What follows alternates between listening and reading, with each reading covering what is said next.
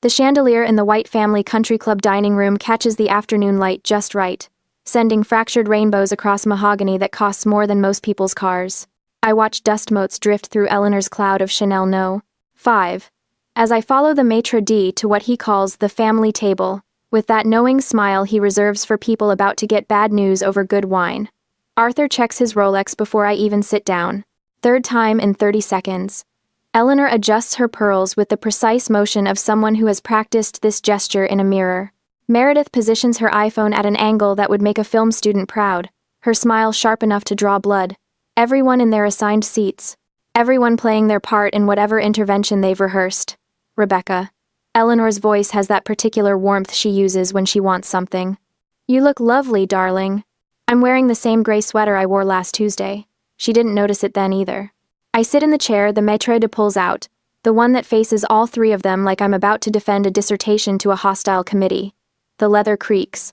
Someone in the kitchen drops a pan. Normal sounds in a very abnormal moment. Eleanor slides a slim velvet box across the table, the kind of box that usually holds jewelry. Her fingers leave it positioned exactly between the salt and pepper shakers, perfectly aligned with the table's edge. A fresh start, darling. We think you'll adore Austin. I open the box. One-way plane ticket, departure in 48 hours. Arthur places a check beside it with surgical precision, his banker hands steady. Your seed capital, Rebecca. $5,000. Use it wisely. The check is already signed, already dated. They printed it before I even arrived. Meredith shifts her phone a fraction of an inch to the left, getting my face in better light. Her Yale Law Review editor's smile widens. She's been waiting for this moment, probably planned which filter she'll use when she posts the video. I recognize this performance. The synchronized movements. The rehearsed lines. They've been planning this for months, and I'm supposed to crumble right on cue. My mind drifts back to last year, the annual White Family Charity Gala at the Ritz-Carlton. I'd come straight from TerraSense field testing, and hadn't had time to change. My hiking boots were still a bit dusty. I thought they'd understand. I thought maybe this one time, my work would matter more than appearances. Harrison Blackwood cornered me near the champagne fountain. Arthur's most important client. The one who controls half of Arthur's quarterly bonuses. His laugh cut through the string quartet. Arthur, I didn't know you hired the garden staff for your parties. Arthur's face drained white. Eleanor's hand found my elbow later, her fingers digging in hard enough to leave marks. You humiliated this family, Rebecca. It will not happen again. That was the night they decided. I could see it in the glance Arthur and Eleanor exchanged over their champagne flutes. The Austin exile crystallized in that moment, fully formed. The pattern started long before that, though. I was 8 when Meredith's piano recital overlapped with my science fair. I'd won first place. Created a working water filtration system from household materials. Miss Peterson said it was the most advanced project she'd seen in 20 years of teaching. Rebecca understands sacrifice, Arthur told me in the car. We were driving to Meredith's recital. My trophy stayed home on the kitchen counter. I understood sacrifice. I understood that debate team got canceled so Meredith could have mock trial. That internships got declined because family obligations always meant Meredith's needs. That my environmental science degree was expensive charity work, while her Yale Law acceptance was framed in the dining room. I understood that I was the daughter who just didn't quite fit. Eleanor watches me now, waiting for tears. Arthur's already reaching for his water glass, preparing his tough love speech. Meredith's thumb hovers over the record button. I let the silence stretch. Let them savor it. Let them think they've won. Thank you. My voice stays level. Steady. I'll be smart with it. Arthur's shoulders drop. Eleanor's smile turns genuine. The Rebecca problem, finally solved.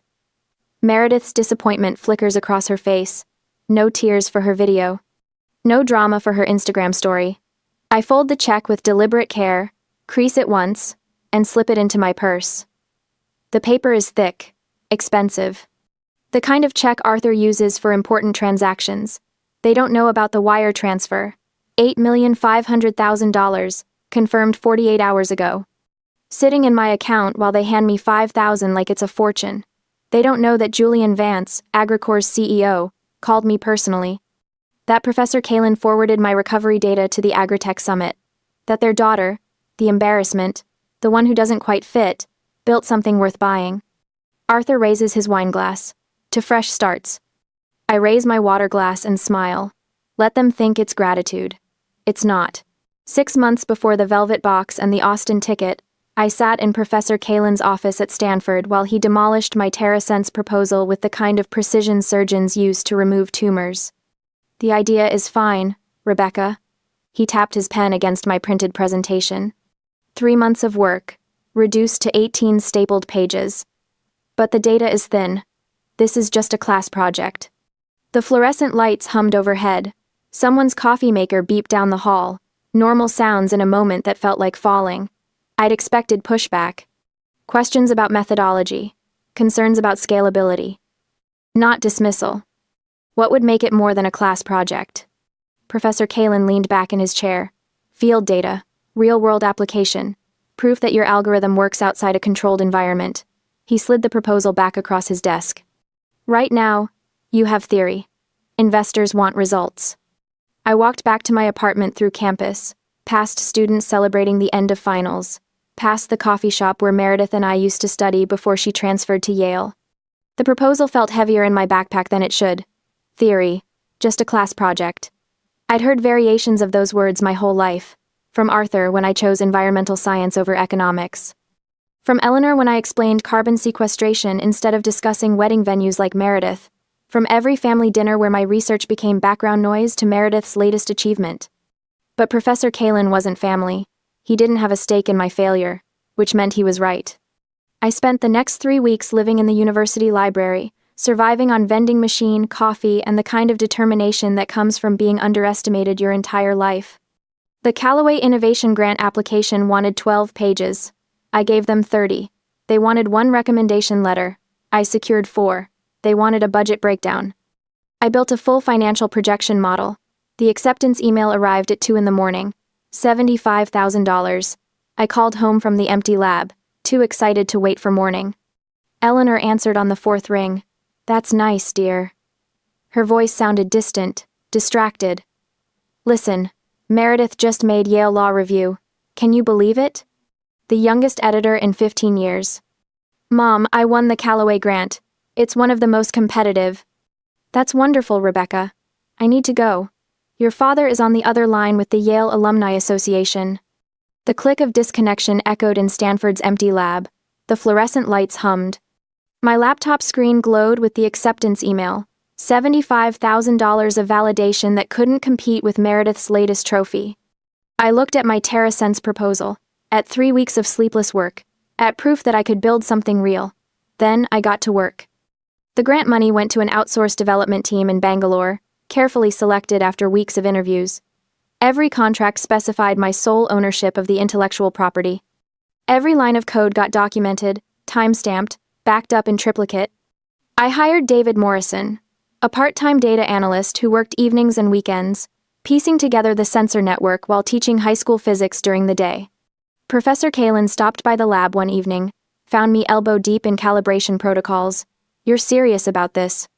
You said I needed field data. I didn't look up from my laptop. I'm getting field data. 3 months later, I had my pilot program.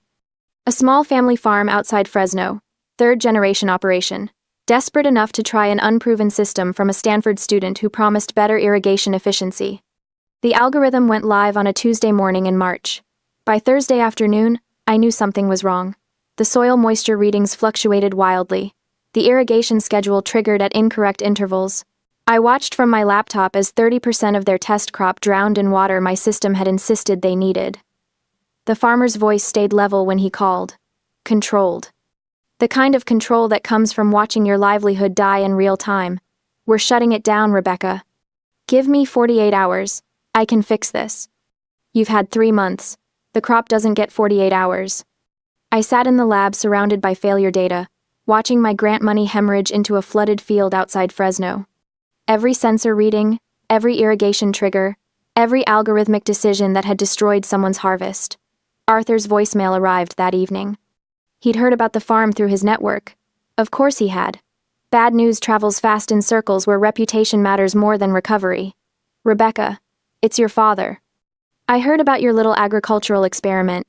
Perhaps it's time to consider something more suitable. Give me a call. He didn't sound surprised. He sounded relieved. Eleanor's text came next. Darling, there's no shame in trying. Not everyone is meant for entrepreneurship. Then Meredith. 3 crying laughing emojis followed by, heard you drowned some vegetables. I turned off my phone, pulled up the failure logs, started reading. Somewhere in 3 months of code, in thousands of lines of predictive modeling, was the error that had cost a farmer 30% of his crop, and validated every dismissive word my family had ever said about me. The lab became my home for the next 3 weeks. I ordered Thai food I didn't eat, made coffee I forgot to drink, slept 2 hours in the desk chair and woke up with sensor specifications imprinted on my cheek. I found the error at 2:30 on a Wednesday morning. Single flawed line in the moisture prediction algorithm. A variable initialization error so small, so elegant in its destructiveness, that I almost admired it. I rebuilt the entire system from the ground up. The new algorithm emerged 40% more efficient than my original projections. The recovery data showed something I hadn't anticipated: system resilience. Proof that the platform could identify its own errors, adapt, and improve. I sent the updated analysis to Professor Kalin at 4 in the morning. His response arrived an hour later. Conference room, 9 a.m., bring everything. When I walked in carrying 3 months of recovery data, he looked at my findings for 7 minutes without speaking. Then he picked up his phone and started dialing. I'm getting you a presentation slot at the AgTech Summit, he said. Don't make me regret this. Julian Vance sat in the 3rd row during my presentation, taking notes while I explained how catastrophic failure had produced a stronger system. How the recovery logs proved adaptive resilience. How TerraSense wasn't just functional anymore, it was revolutionary. His technical team called me 2 days later. 4 senior engineers on the line, interrogating every line of code, every data point, every projection. I'd spent 6 months documenting everything. Every decision, every setback, every breakthrough. My meticulous records became my greatest asset. The acquisition offer arrived 24 hours after that call. $8,500,000, Director of Sustainable Development at Agricor's Chicago headquarters. I saved the wire transfer confirmation but didn't tell anyone. Not Professor Kalin. Not David Morrison. Certainly not my family. That secret felt like power, like proof, like everything they'd never believed I could build. The dessert arrives in a crystal dish, the kind that catches light and throws it back like tiny accusations. Crème brûlée. My favorite, according to Eleanor, though I've hated the texture since I was 12. She never noticed when I'd push it around the plate at family dinners, creating patterns in the burnt sugar crust instead of eating. I lift my spoon. The sugar cracks with a sound that feels too loud in the careful quiet of our table. Arthur leans back in his chair, the leather creaking under his weight. He's moving into speech mode. I can tell by the way he adjusts his cufflinks first, then his collar, the same ritual he uses before client presentations. Rebecca, your mother and I have given this a great deal of thought. His voice carries that boardroom authority, the one that closes deals and ends discussions. Sometimes tough love is the greatest gift a parent can give. You need to find your own path, without the shadow of family expectations.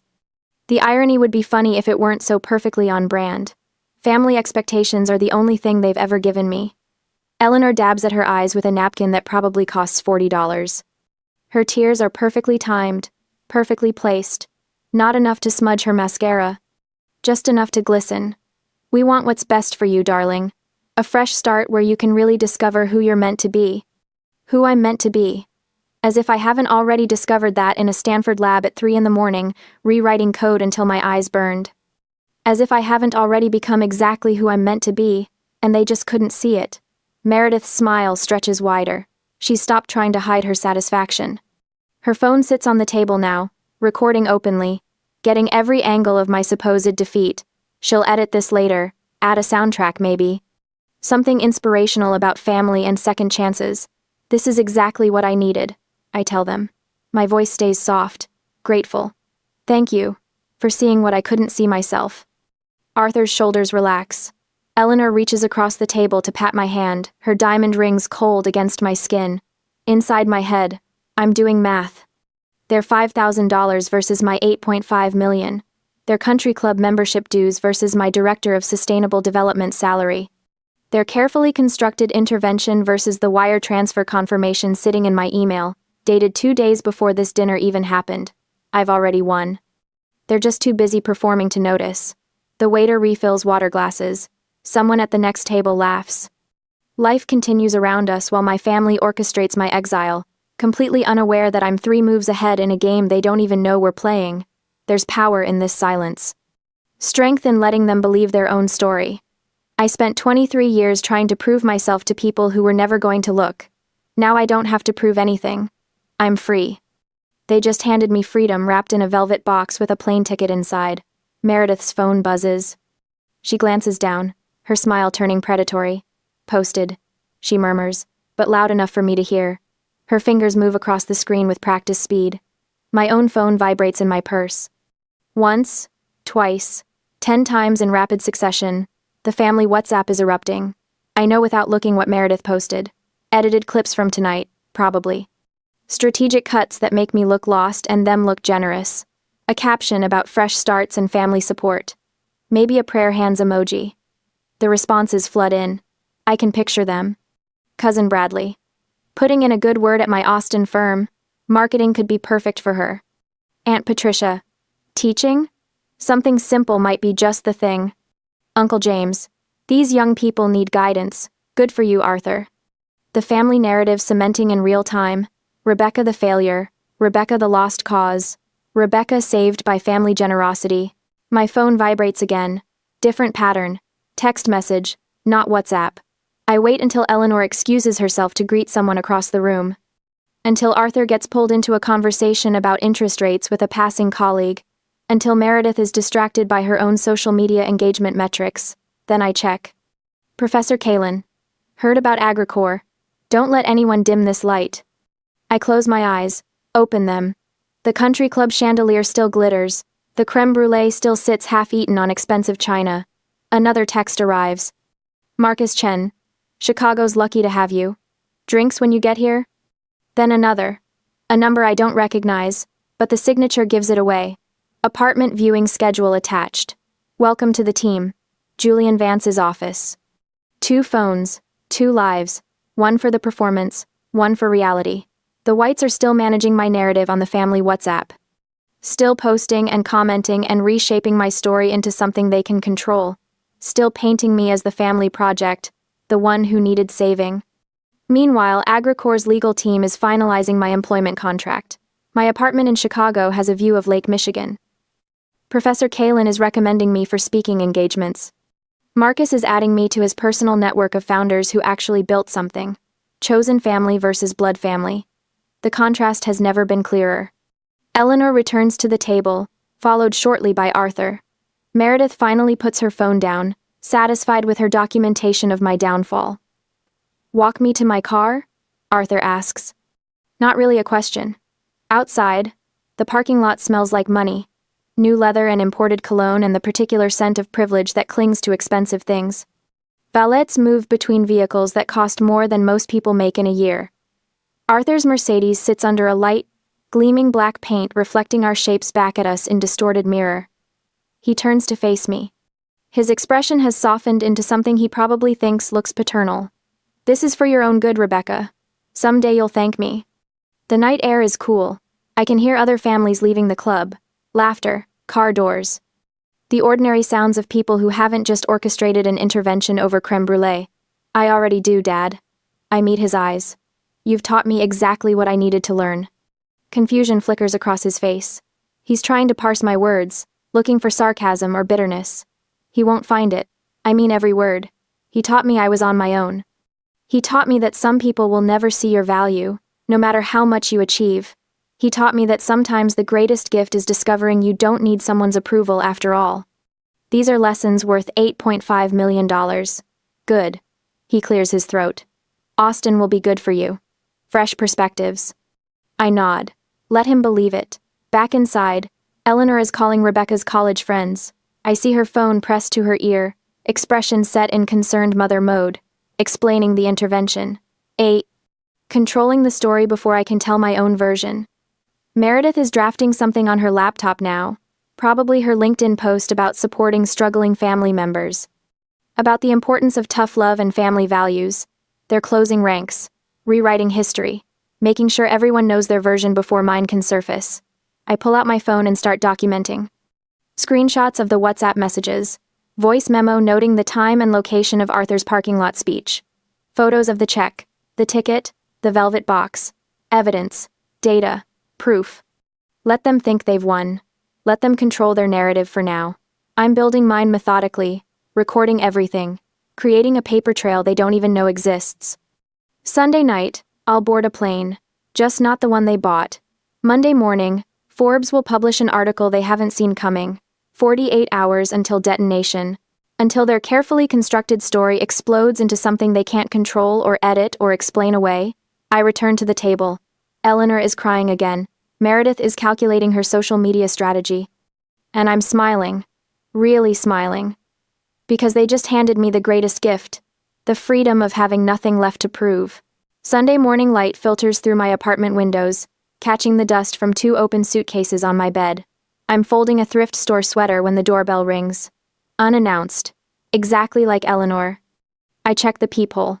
There she is, holding a Starbucks cup like a prop, her Sunday brunch outfit perfectly pressed. Darling, I thought you might need help packing. She sweeps past me before I can answer, her eyes already scanning my apartment with the precision of a home inspector.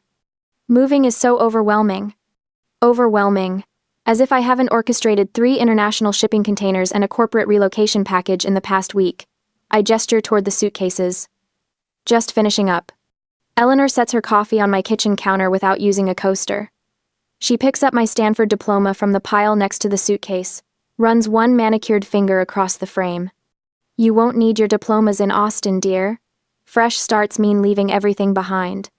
The diploma is a duplicate, the real one shipped to Chicago on Tuesday. You're right, Mom. I take it from her hands, set it back down. Fresh start, new beginning. Her smile blooms genuine. I'm so glad you understand. She moves to my closet, pulls out my interview blazer. The good one. Navy wool, tailored.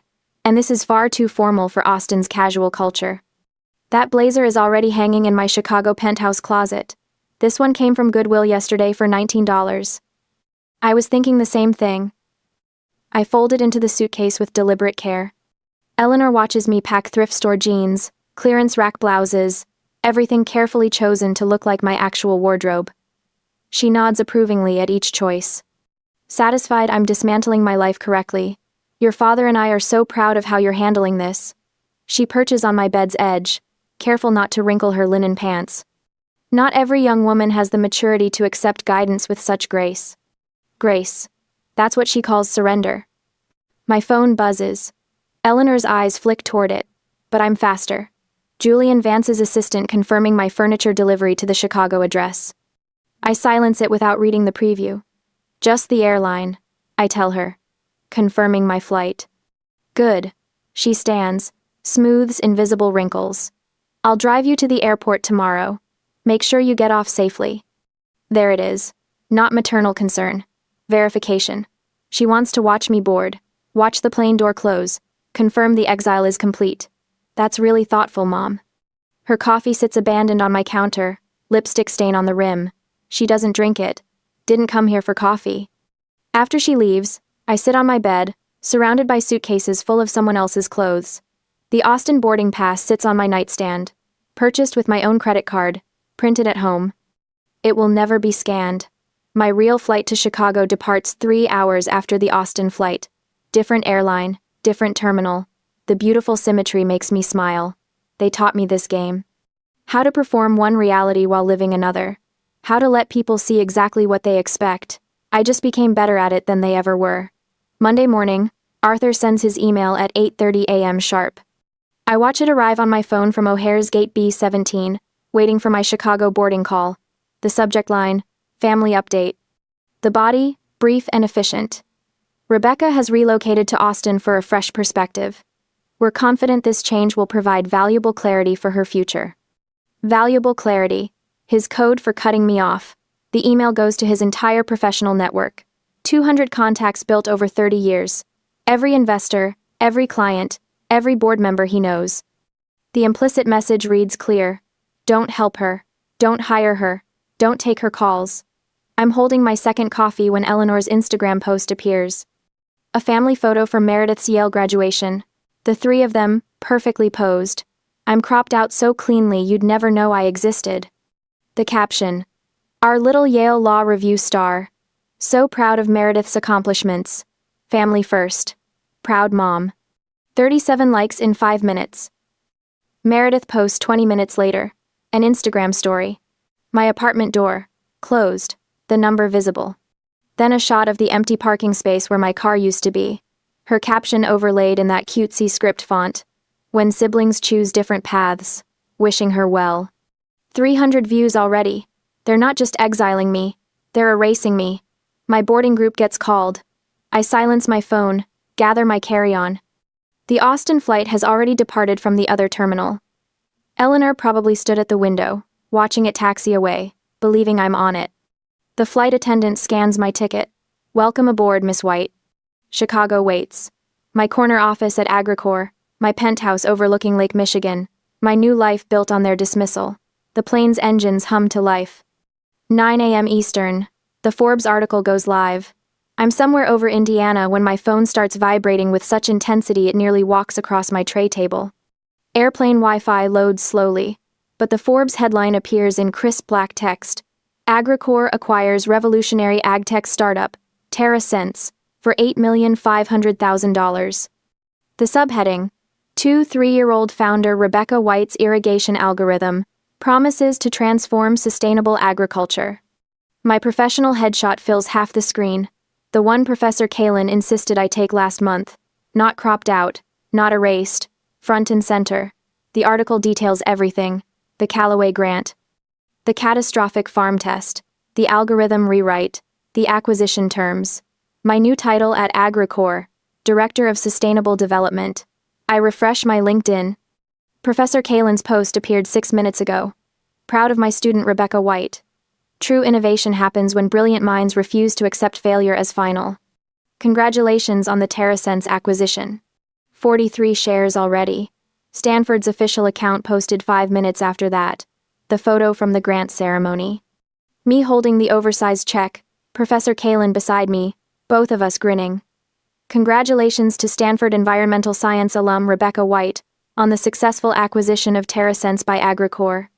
Making a difference in sustainable agriculture. AgriCorps' announcement appeared at 9 a.m. exactly. Professional, polished, welcoming. My bio highlighting the algorithm's efficiency improvements. My role leading the new Sustainable Development Division. Marcus's Twitter thread started simple. Honored to have worked with visionary founder Rebecca White on TerraSense. Watching brilliant people solve impossible problems never gets old. The counter-narrative builds itself. Organic. Truthful. Unstoppable. Arthur's assistant trying to reach him. Harrison Blackwood's office calling the house. Eleanor's charity board president leaving voicemails. I imagine Arthur in his office, his assistant showing him the Forbes article on her iPad, the color draining from his face, his phone ringing. Harrison Blackwood, calling personally. Arthur, why didn't you mention Rebecca's company? I would have invested. $8.5 million. That algorithm could revolutionize precision agriculture. Eleanor at her Monday morning tennis lesson, her phone lighting up with messages. Her charity board president, delighted. Eleanor, we had no idea Rebecca was in technology. Can she speak at our spring gala? Our donors would be fascinated. Meredith in her Yale Law Library study room, her classmates approaching with confused smiles. Your sister sold her company? Why didn't you ever mention TerraSense? The family WhatsApp group erupts. I disabled notifications yesterday, but I check it now. 37 new messages.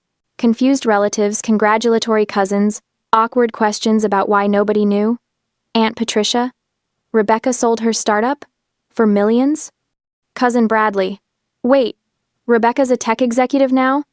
Uncle Richard. Why are we just hearing about this? The narrative crumbles in real time. Every careful lie, every dismissive comment, every cropped photo suddenly suspect. I save the Forbes article to my phone. Screenshot Professor Kalin's LinkedIn post. Archive AgriCorps' welcome announcement. Evidence. Documentation. Proof. By the time my plane touches down at O'Hara, I have 43 missed calls, 16 voicemails, 62 text messages, most from numbers I haven't heard from in years. 3 from Arthur's office line, 7 from Eleanor's cell, 12 from Meredith. I don't listen to any of them. Not yet. My Chicago driver waits at arrivals with my name on a tablet. Professional. Efficient. Nothing like Eleanor's suffocating surveillance. Welcome to Chicago, Miss White. The city skyline rises ahead. My new beginning, built on their dismissal. Let them scramble. Let them call. I'm already gone. The letter arrives on a Tuesday morning, 2 weeks after they've stopped trying to reach me directly. AgriCorps' general counsel forwards it with a subject line that makes my coffee taste bitter. Legal matter. Requiring your attention. I open the PDF in my Chicago office. Lake Michigan stretches gray and chopless beyond my window. The letterhead belongs to Whitmore and Associates, the firm Arthur uses for his most aggressive negotiations. Formal demand for settlement re. TerraSense intellectual property. The language is precise, calculated. Arthur's handiwork, dressed in legal terminology. They claim fiduciary interest in TerraSense based on substantial family investment during development phase and creation of intellectual property while residing as dependent in family home. The $5,000 check is now seed funding establishing an equity stake in the venture. Their demand, 30% of the acquisition price, $2.55 million, or litigation. I read it twice. The audacity sits sharp in my throat. They handed me that check at the country club like it was charity. Severance pay for the family disappointment. Now it's venture capital. Now it's ownership. The phone on my desk lights up. Julian Vance, calling from the executive suite upstairs. Rebecca.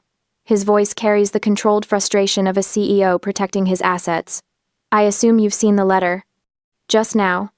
Our lawyers tell me it's baseless. Your IP documentation is airtight, but they're making noise through back channels. He pauses. Eleanor White contacted 2 of our board members yesterday. Concerned calls about family disputes and your stability. My jaw tightens. Of course she did. Eleanor knows exactly which threads to pull. Meredith's drafting an op-ed. Julian continues. Something about startup ethics and family obligations.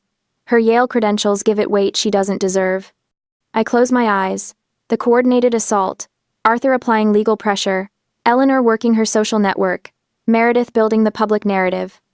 The same synchronized performance from the country club, scaled up to match the stakes. What do you need from me? I ask. Nothing yet. Our PR team is drafting a response. Vague but firm. We protect our people, Rebecca. His tone shifts, becomes almost paternal. But I need to know if there's any validity to their claim. Any verbal agreements. Any family money that went into development.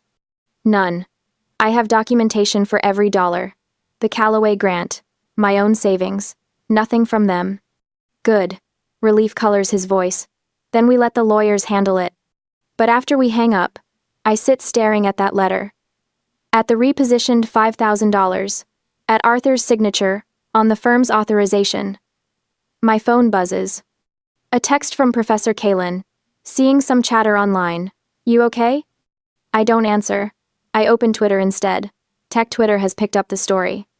AgriCorps' PR release hit an hour ago, carefully worded about meritless attempts to exploit a young founder. The replies are rallying around me, calling out the family dynamics. Sharing their own stories of relatives who appeared after success. Someone's dug up Meredith's Instagram, the posts she deleted after Forbes. Screenshots circulating with commentary about hypocrisy. Her Yale Law Review colleagues distancing themselves in quote tweets, carefully professional statements about not endorsing her forthcoming piece. Arthur's reputation bleeding out in real time. Investment blogs questioning his judgment. Colleagues wondering why he didn't recognize his own daughter's potential. I should feel vindicated. Instead, I feel the weight of what they're willing to destroy to get what they want. Their own credibility. Their professional relationships. Whatever remained of our family. All for 30% of something they called worthless 6 months ago. I forward Arthur's demand letter to my personal email. Read it again on my phone. The legal argument hinges entirely on that check. Their seed funding, their investment during development. The check I never cashed. I open my mobile banking app. The check image is still there in my deposit queue, photographed but never processed. $5,000 from Arthur White. Memo line. Fresh Start Fund. Not Terra Sense Investment. Not Seed Capital. Fresh Start Fund. Their own documentation betraying their claim. I could simply show Agricor's lawyers this image. Prove the check's true nature. Let them dismantle Arthur's argument in court filings and depositions. But that's not enough. That's playing their game on their terms. I tap Deposit Check. The app processes. 30 seconds of loading screen.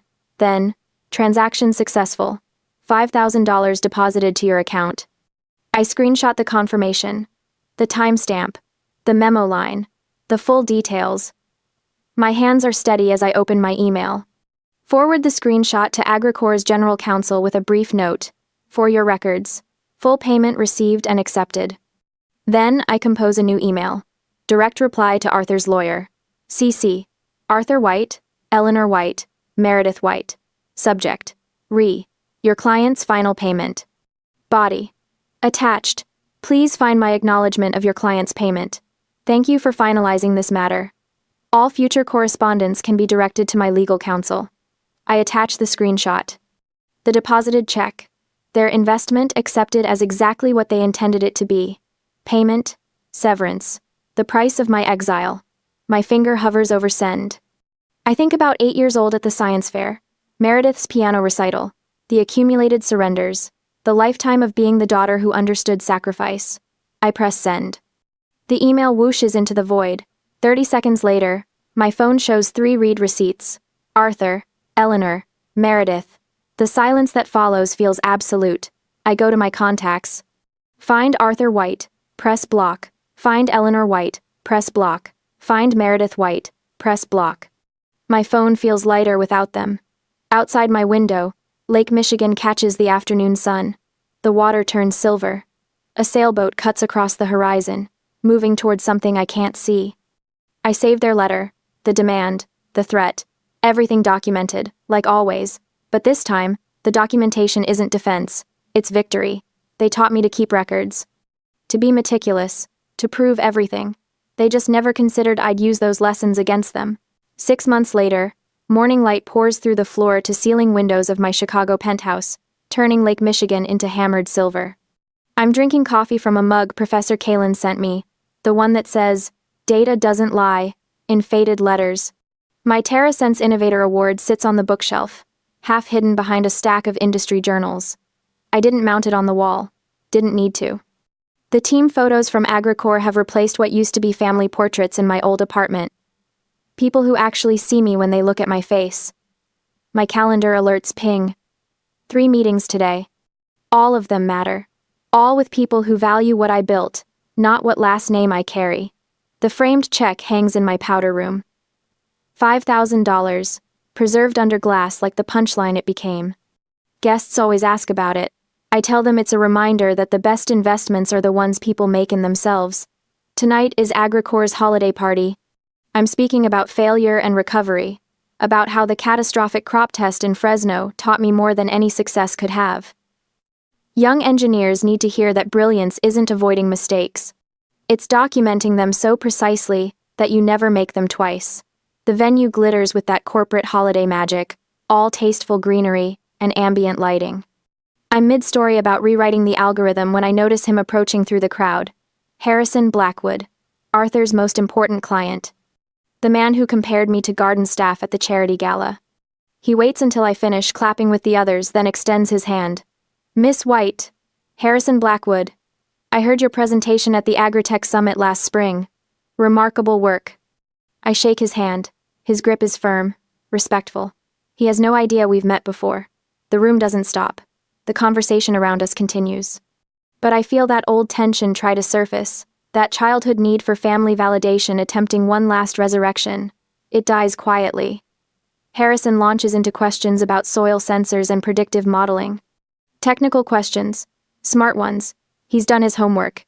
He sees the algorithm now, not the dust on my boots. Later, back in my office, I update my calendar. Monthly mentorship call with Professor Kalin tomorrow. Scholarship committee meeting for my Unlikely Innovators Fund at Stanford on Thursday. The fund targets students whose families don't understand their work. Students who need someone to believe in their data before they believe in themselves. Therapy is Wednesday. Still processing. Still learning that systematic devaluation leaves marks even algorithms can't solve. A young intern stops by my door, hesitant. Maya. Brilliant with systems architecture, uncertain about everything else. Miss White? Do you have a minute? I wave her in. My family doesn't really get what I do here. She twists her visitor badge. They keep asking when I'm going to get a real job. I just wondered if that ever happened to you. I close my laptop, give her my full attention. Sometimes distance is the greatest gift you can give yourself, I say. Not out of anger, out of preservation. Her shoulders drop half an inch. Relief. You're doing real work here, Maya. Trust your data. She leaves lighter than she came in. I recognize that walk. I used to have it. Christmas Eve arrives with snow that doesn't quite stick. My phone shows 47 missed calls from numbers I unblocked but archived. I listened to the final voicemail once. Eleanor crying. Actually crying. We miss our daughter, Rebecca. Please. It's Christmas. I archive it without responding. My chosen family arrives at 7. Professor Kalen brings wine. Julian brings stories about the latest board meeting. Others from AgriCorps filter in, carrying food and laughter and the easy comfort of people who chose each other. We eat. We talk. Nobody asks about my real family. Later, washing dishes, I catch my reflection in the dark window. Lake Michigan stretches behind me, vast and indifferent and beautiful. Same face they tried to erase. Same person they measured and found wanting. Still here, still building, still growing. Thank you for the seed money, I think. You taught me I could grow anywhere, even in exile. Especially in exile. The silence I've earned settles around me like expensive cashmere. Warm, deserved, mine.